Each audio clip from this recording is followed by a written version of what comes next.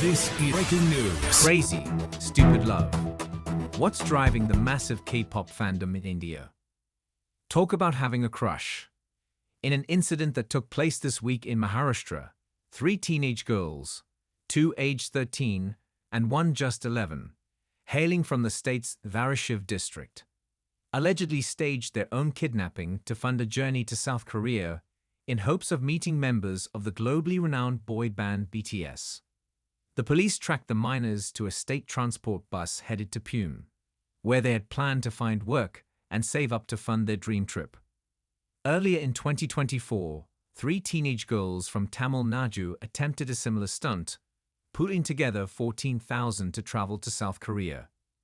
It would seem that K-pop fever has finally infiltrated even small towns in India.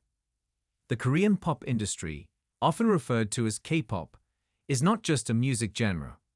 It's a meticulously engineered cultural phenomenon. Groups like BTS, Blackpink, EXO, and so many more are not only celebrated for their music, but are also idolized as perfect personas, embodying unattainable beauty, charm, and talent. This perfection is no accident. Behind every idol is a massive machinery of management companies. Hallyu, which is more commonly known as the K-wave, has swept across India in the last couple of years. K-dramas like Squid Games and Crash Landing on You have gained massive fan bases. K-beauty products are sold out everywhere. And of course, K-pop is bigger than ever.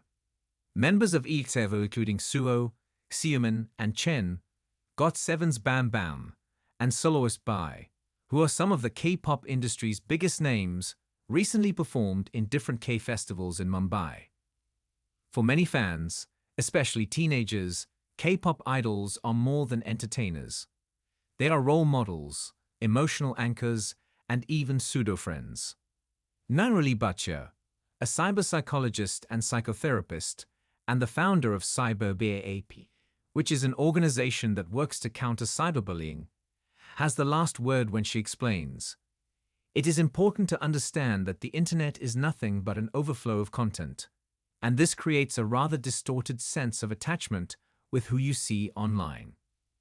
Nandana Ramesh, Siddhi Basin, Nirali Bhatia, Ritesh Bhatia, and Dharashiv Bhagwaga.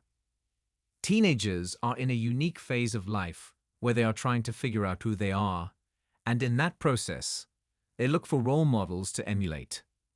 Their brains are wired to be highly sensitive to emotional connections, which is why these attachments can feel so intense, explains Dharashiv Bhagwaga, a Mumbai-based psychologist and psychotherapist.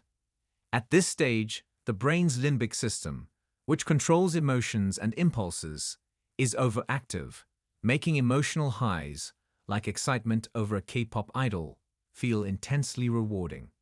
However, the prefrontal cortex, the part of the brain responsible for mature reasoning and impulse control, is still underdeveloped. This imbalance means they may struggle to think critically or set boundaries, so their emotional attachment to a celebrity can easily spiral into an obsession. The financial commitment of K-pop fans is another telling aspect of the culture. Siddhi Basin, a criminology student and K-pop fan, explains, "It's common for fans to buy multiple copies of the same album to support their idols.